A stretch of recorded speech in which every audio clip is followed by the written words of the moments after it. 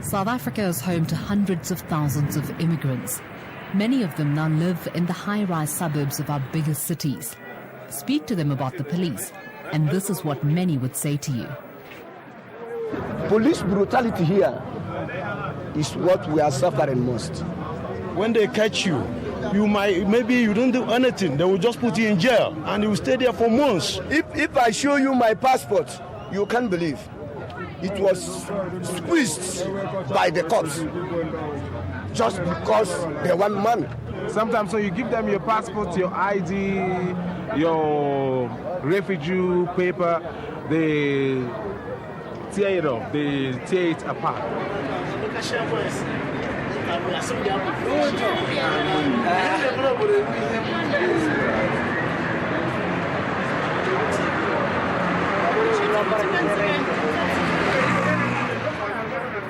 Of course, the police deny these claims, but researchers and community leaders have long raised concerns about levels of xenophobia among policemen in particular and South Africans in general.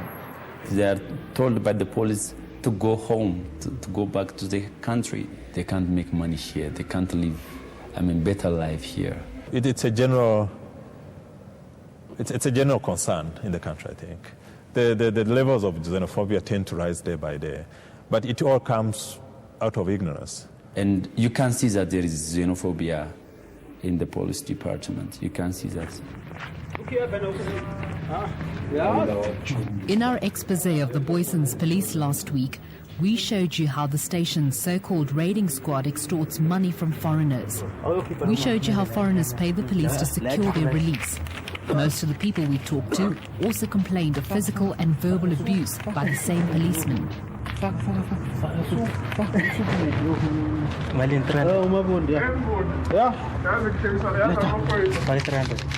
Oh yeah, they call us all sorts of names. All sorts of names.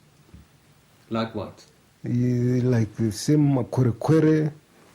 You see, they're supposed to ask you for your papers when they see you as a foreigner. But instead of doing that, they end up beating you. Okay? In spite of beating you, they intimidate you also. They beat you, they do this and that, they insult you. If really people can see what these policemen are doing there, you can be so sympathetic about this. Researchers say that foreigners pay millions of rands in bribes every year to policemen. And although there has for years been evidence to support these claims, relatively few cases of corruption are investigated or brought before the courts. I think as long as South Africans feel that these people don't have a right to be in South Africa, no one is going to take their claims seriously. Yes, they're being abused, but that's fine, right? They shouldn't be here to begin with. If they would just leave, they would solve the problem for themselves. Perhaps the ethos among the policemen is that it's fine because, after all, these people who are being abused are lesser beings somehow and worthy of rejection. There's just too little attention on the abuses that these people are suffering. And that abuses of their rights and the corruption against them is going to hurt the security and prosperity of anyone living in those communities. After the break, a Congolese woman covered in blood.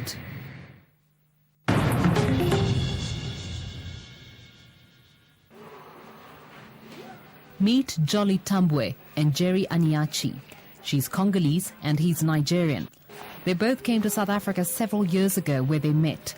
They've been living together ever since and have temporary refugee status. Together they've had a baby. Both claim the police are xenophobic, as are many South Africans. They treat us very bad. In every way, even everywhere. Even you go to hospital, anywhere you go, they treat you the same. I don't know. The way they, when they see you are a foreigner. Because the condition that we are living here is not easy. There's effort that we are putting here to survive. We are not living but surviving. Even in the shop, I don't know. They see you as a foreigner. The way they change, they will just change.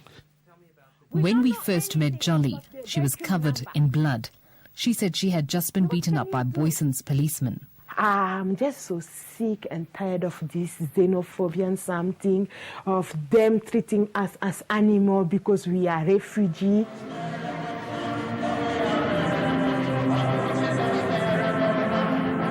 The story starts on a Sunday morning in July this year in their house in Rosettenville. The family had just returned from church and were cooking in the kitchen.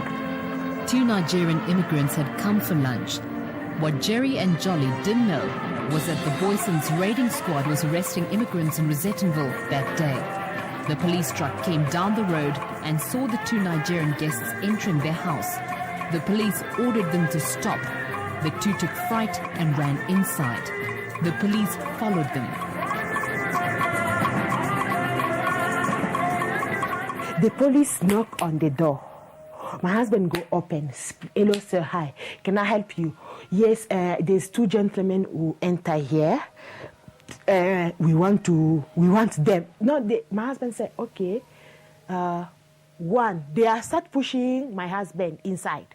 Did they show you their badges? Did they identify themselves as policemen? No, I didn't show anything. Did you ask them? Actually, I asked them, search warrant. They said that you don't have to ask me, I'm a police officer. None of them wanted to give us his name, his rank. And they weren't wearing uniform. Nobody showed us that I'm a cops. Nobody, but they pushed us in their house and started searching everywhere. The fat one just pushed me away, that they are cops. There is 2 men that enter into this place where I is there. I said, what is the problem? They said they want to know see them because of the paper. We don't know anything. We got the Jerry and Jolly didn't know who the cops were, what? but they did write down the registration number of the white police truck parked outside. BMC 291. Yeah, B. That is the backing number that we collect. The truck in which the policeman arrived belongs to the Boyson's police. It's the same one that the raiding squad uses to arrest foreigners when they take them to the police station and extort money from them. Since then, Jerry and Jolly have also identified 2 of the policemen who were in their home that Sunday. They are Inspector Yapi Mahidi and Sergeant Michael Majosi, the leaders of the unit. There were 3 others as well. It is illegal for policemen not to identify themselves or to enter private property without reasonable suspicion that a crime has been committed.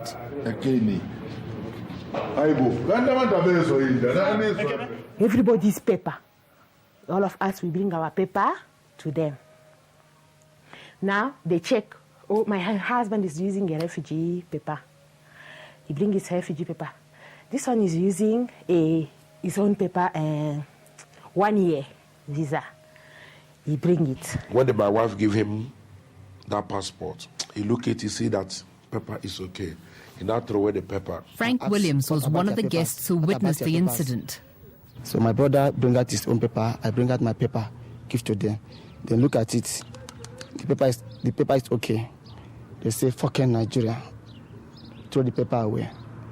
He now throw the paper. You fucking Nigerian Kwere-Kwere.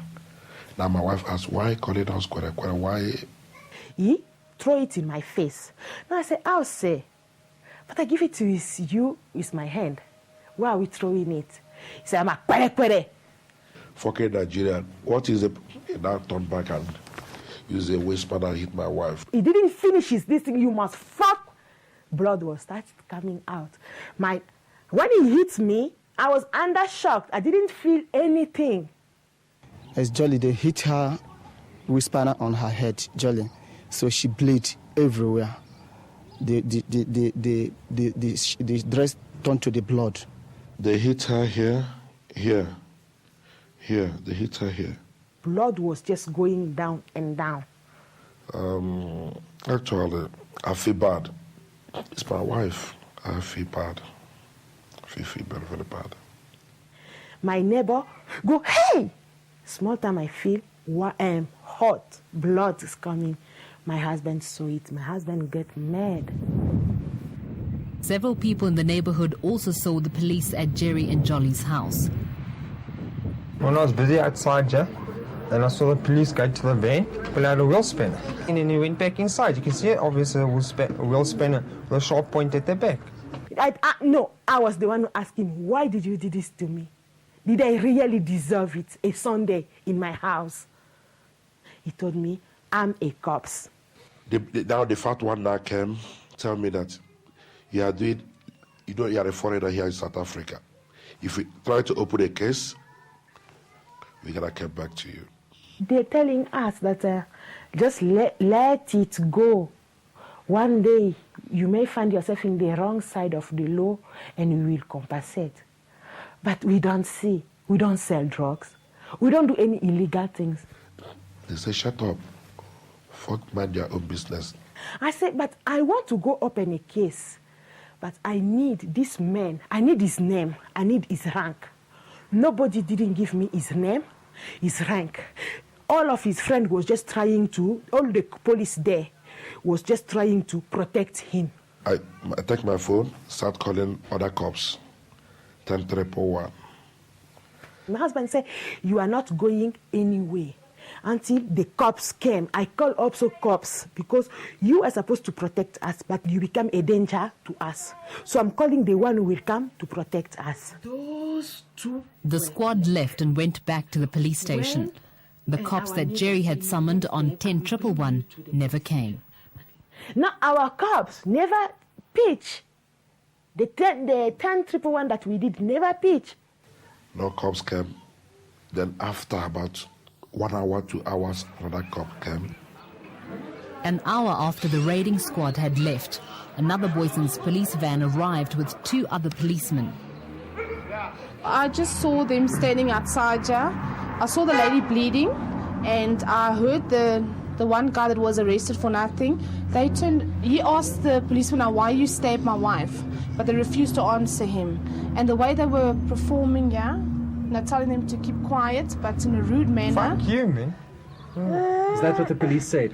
Yeah. To whom? The people standing outside and everything like that.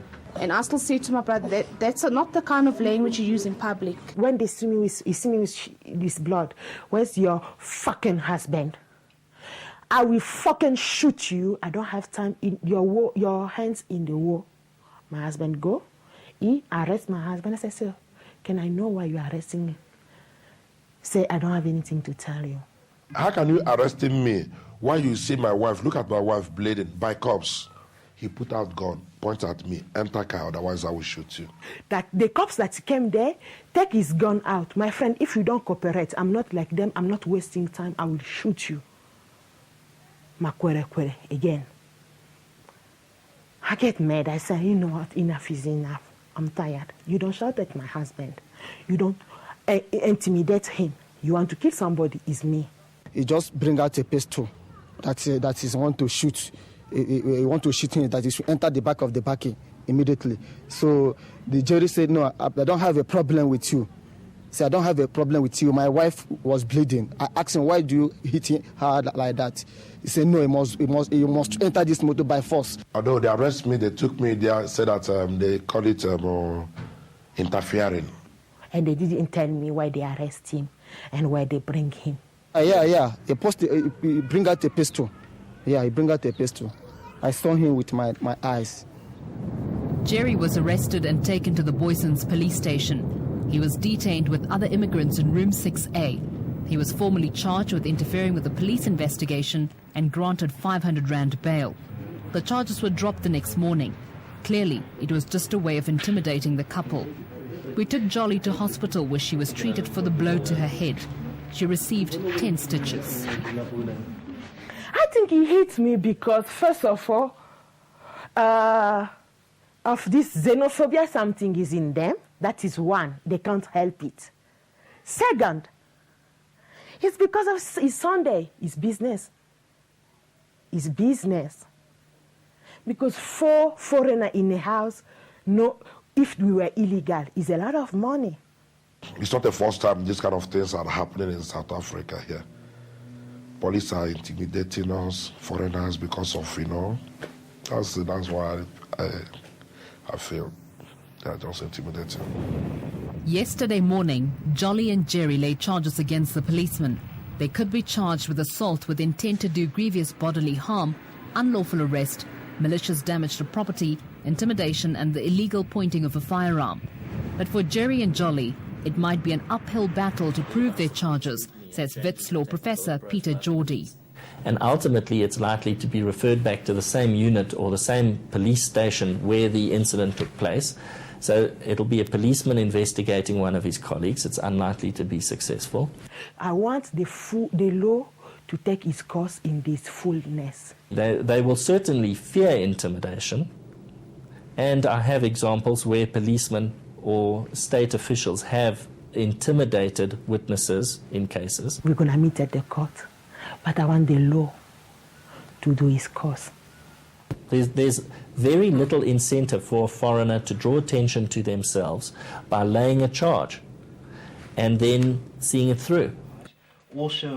Jerry and Jolly have also consulted the Wits Law Clinic. They're considering a civil claim against the Minister of Safety and Security for the pain and trauma they have suffered. Yes. But you managed to obtain the truck's truck's number. Okay. All right. So we will be able to fill in that. Obviously, you will inform ICD when you log. There's never any criminal investigation against the policeman who we allege abused our clients. That doesn't happen. There's initially a denial that the police did anything wrong, but very soon it's clear that they did do something wrong, and that the lawyers for the police settle. Last week, Jolly and Jerry queued at the Department of Home Affairs to renew their refugee papers. In the meantime, they've been told that they might have to go into witness protection. There's a real fear that they might be victimized or even attacked. Their struggle for safety, security, and justice might be far from over. But here, when you say that you are a foreigner, you are treated like a winch. A winch. And no matter anything you will do, they will love with you, but you will never be in their heart. Never. Special Assignment approached Inspector Mahidi and Sergeant Majosi this week to comment on their alleged participation in Jolly's assault. They were not available for comment.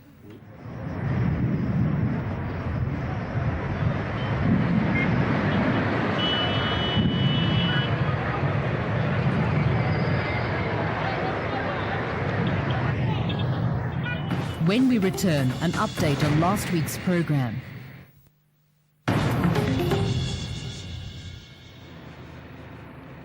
Last week, Special Assignment exposed several policemen who allegedly extort, bribe and blackmail immigrants in Johannesburg's southern suburbs. A 3-month-long investigation uncovered serious corruption at Boyson's police station.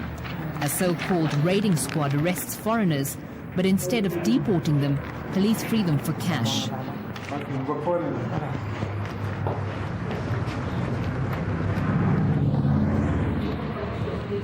Room 6A at the Boyson's police station. This is where you go to pay a bribe if you want one of the detainees released. Illegal immigrants are supposed to be formally charged, detained and then sent back to their home countries. But Special Assignment revealed that very few immigrants are deported after being arrested this way by the police. It's a business. They're running a business. They are criminals, and this is organized crime. For years, foreigners have accused the police of corruption, xenophobia, extortion and harassment. Advocate Jacob van Harderen of Lawyers for Human Rights coordinates the Refugee and Migrant Rights Project. In the past, they've been critical of how police treat refugees and asylum seekers. We just need to say like the audit, for example, how much we... We've received numerous complaints from foreigners of unlawful arrests, detentions and treatment while in detention on the one end. On the other end, we also receive regular complaints of police extorting bribes from vulnerable immigrants. So we are very concerned about the police's lack of seriousness in fulfilling their protection duty towards the foreigner community. The Human Rights Commission believes South Africa's image has been affected adversely both on the continent and abroad. One reason is the way some policemen treat immigrants. We are seen as one of the most xenophobic countries in the world. Certainly on the part of people coming from Africa. They have that perception. And so, in fact, even at the level of our foreign our relations with other countries, this kind of xenophobia doesn't help. The members of the South African Police Service does not stand in isolation from the South African community. I think if we accept that the South African community is intolerant and xenophobic, then so will be a number of members of the South African Police Service. Well, the public take their cue from what they see the police doing. And they also, in their own right, act with impunity against foreigners. I mean, this is happening all the time. There's...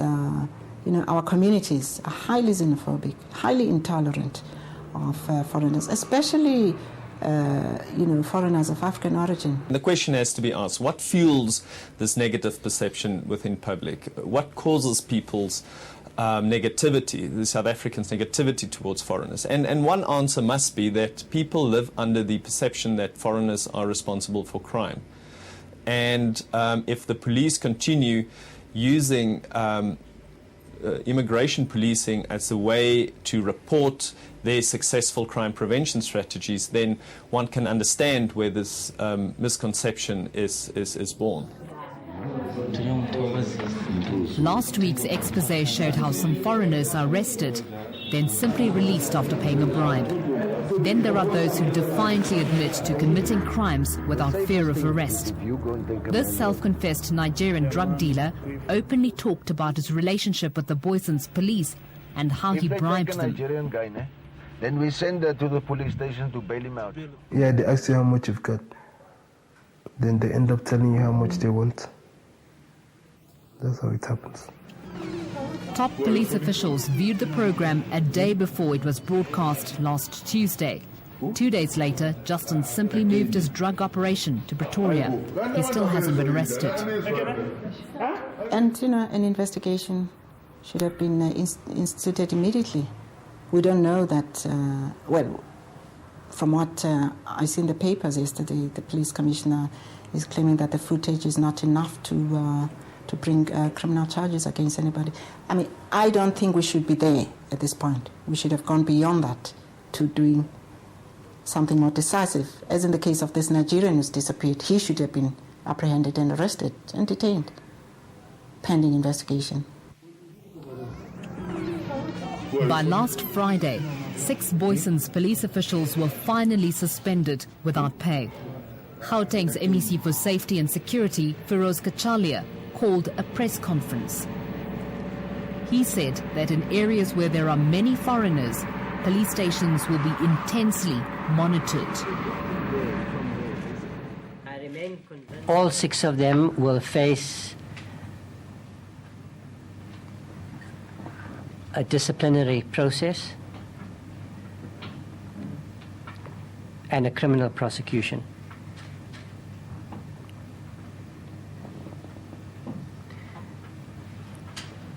The notorious Room 6 at the Boyson Station has been closed, and the raiding squad has been disbanded.